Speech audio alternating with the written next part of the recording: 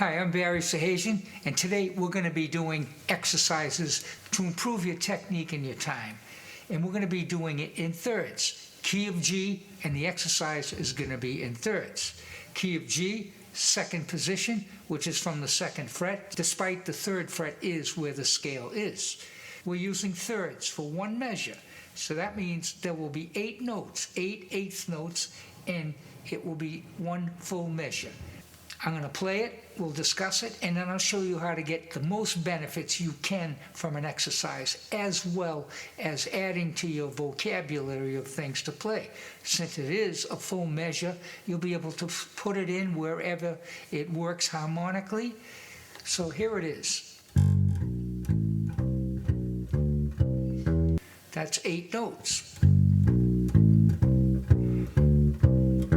And it goes up the G scale from the first, second, third, and fourth degree. So 1 and 2 and 3 and 4 and so basically that's only half the scale.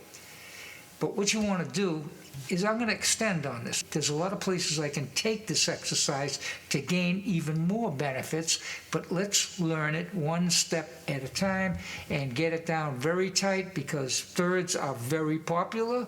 I mean, all chords are built with combinations of minor and major thirds, which this is as well. So first degree is a major, second degree is a minor, going from second to 4.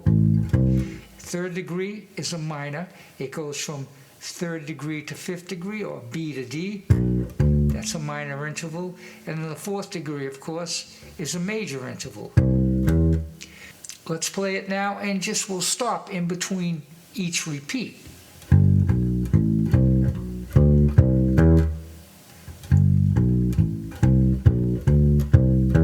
Let's add another benefit to it. Let's improve our time. So what I'm going to do is I'm going to play one full measure of eighth notes, and then I'm going to stop for one full measure of rests, and I'll count it. It's a little more discipline. 1 and 2 and 3 and 4 and 1 and 2 and 3 and 4 and. So you get the picture, I suppose. So now, what we want to do is repeat it. Repeat the line. So that would be 2 measures. The first measure would be thirds going up the scale, 4 notes from the root to the fourth. And the second measure will be a repeat, the same thing.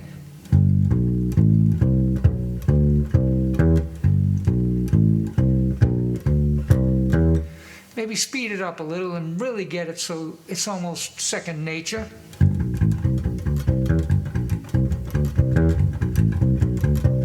Now that's an exercise.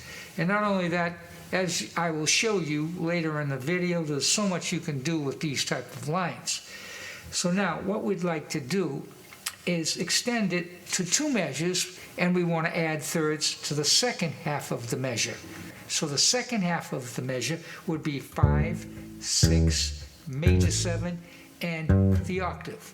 And that means now there's 8 notes in this scale, because 1 note is repeated, and that would be the root and the octave repeat. Otherwise, a major scale only has 7 notes, and it gets very awkward trying to use that in patterns with 7 notes. It's not an even number, and we're in 4/4 time. 4 beats to a measure, and a quarter note gets a full beat, but we have 8 notes, but that's okay. We're using it in this exercise. So now we have from the 5th, 6th, 7th, and the octave.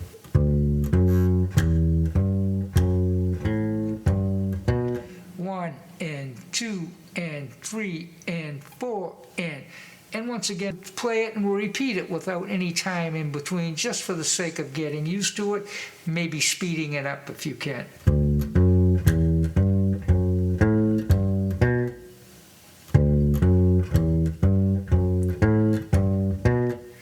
Let's play it a little faster and repeat it.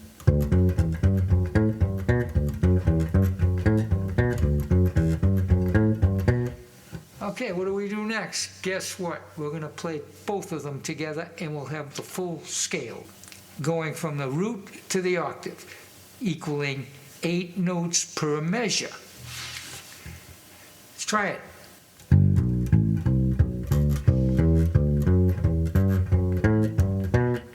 Once again, I'm going to stop and take my time before I repeat it, because I like to repeat it because I like to get the exercise to help us with meter.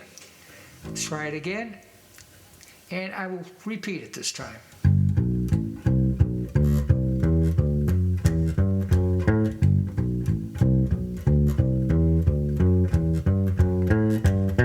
Okay, let's get the help of a metronome now. Why not? I mean, I don't always use a metronome, but I still use it a lot. I use it for a lot of different things, and it reinforces the time, even though I feel as though I don't need it most of the time, but it's such a great aid, and I want to show you.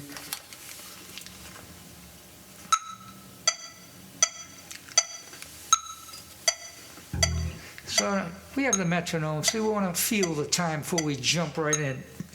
So I can either internalize counting with it or count out loud for the sake of the people listening to this video. 1 and 2 and 3 and 4 and 1 and 2 and 3 and 4 and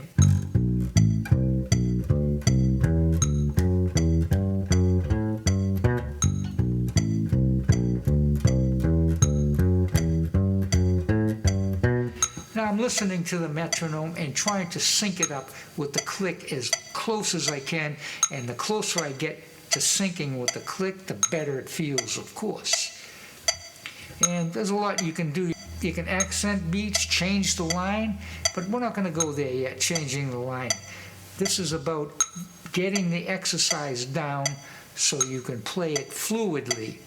And by the way, you can use this in a line, in a solo, partially or full.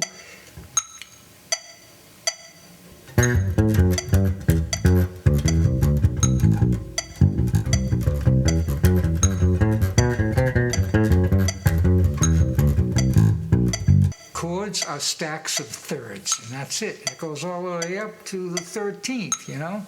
Root, third, 5th, 7th, 9, 11, and 13. And they all are a combination of minor and major third intervals.